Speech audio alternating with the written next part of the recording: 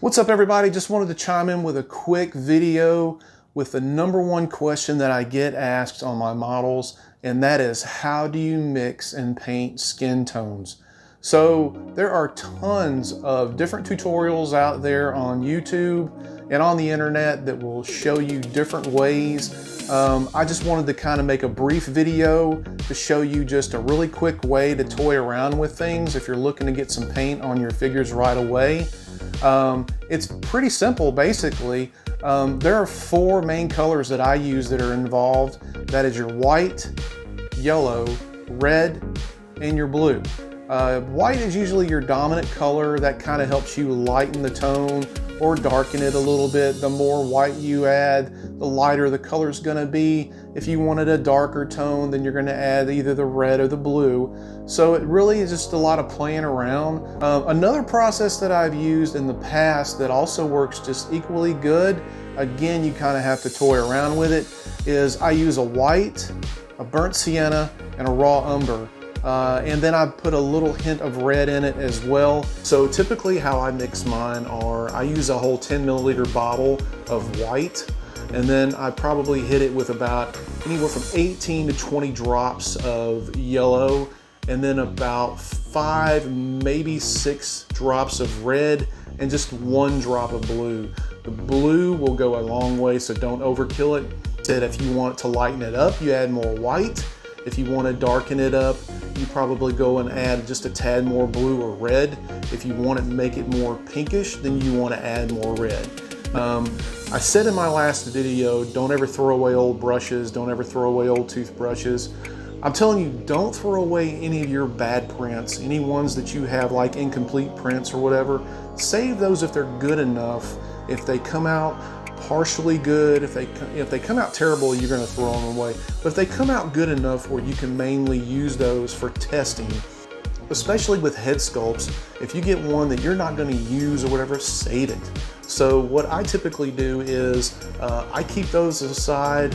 Whenever I want to test out a new skin tone, I use that first before I put it on my current model. First things first, you got to primer your head sculpt. And I recommend, if you're doing a skin tone, use a light colored primer. One thing I do here is I do not put a lot of primer on the head sculpt, simply because I know I'm going to be putting paint on it later. The more layers you add, the chances are that you'll lose some of that detail in your head, and you definitely don't want to do that. So for what I've got here is I've got a couple of little smaller 1/6 scale heads from Wicked Art. I have a Steve Rogers and I have a Captain America here. And I am applying the skin tones that I just showed you that I kind of mixed up. And one I am actually brushing on with a paintbrush, and I do this in fine layers. I find that you just don't want to goop it on there with one big thick layer. It's almost like a dry brushing process that I kind of go through to apply the paint. If you need accelerated drying, you might can use a hair dryer or something to that effect. Just be careful, don't want to cook your paint. All right, the other one is I have airbrushed on that. Now I realize I'm doing the both is because I realize that not everybody has an airbrush.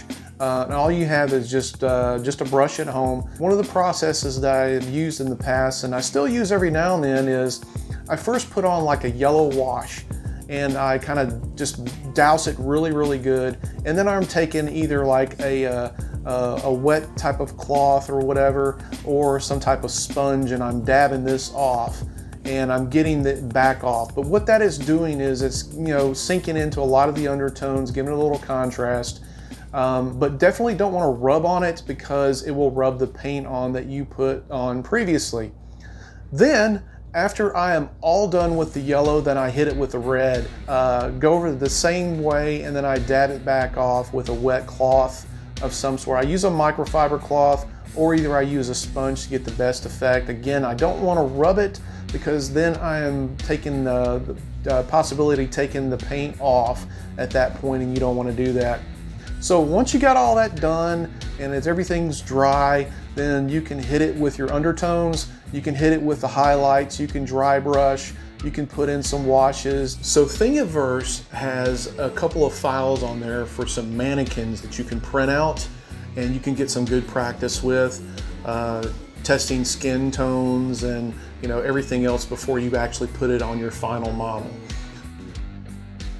That's pretty much it. All you got to do is play around with it. If you've got an airbrush, by all recommendations, make sure again you're being safe. You're using a mask, you're using a respirator of some sort. Also make sure that you're wearing gloves, because when you're handling these, you can get the oils and stuff from your skin onto your paints, and it's just going to make a sloppy mess. There are different tones that I showed you earlier. Of course, if you're working with African American skin tones, I like to use a little bit of raw umber or a lot of brown in there, and I kind of mix it up appropriately to get to the desired effect that I'm looking for. But just those 4 colors, you can work around with them. I hope that helps you.